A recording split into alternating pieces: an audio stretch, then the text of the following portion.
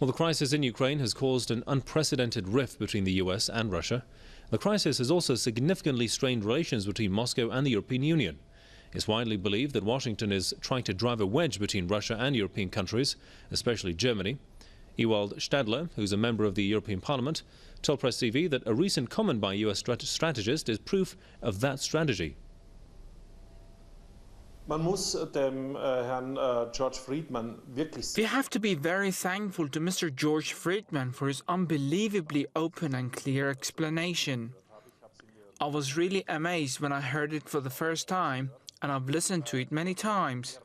Friedman has made many interesting statements, but the statement point is nothing other than the fact that America would have a real problem if Germany, with its know-how and economic and financial resources, would cooperate with Russia, which sits on a huge raw material reserves.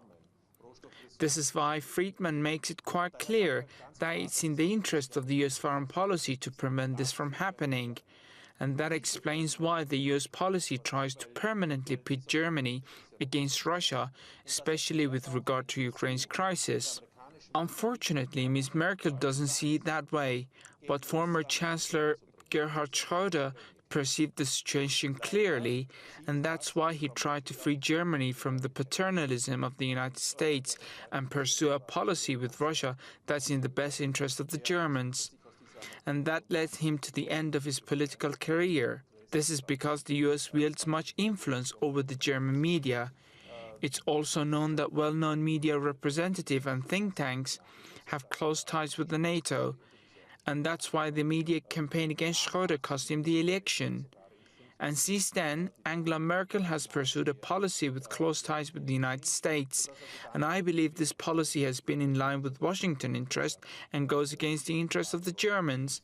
And it's high time German voters knew they're being misused for the sake of US interests and are set in opposition to Russia.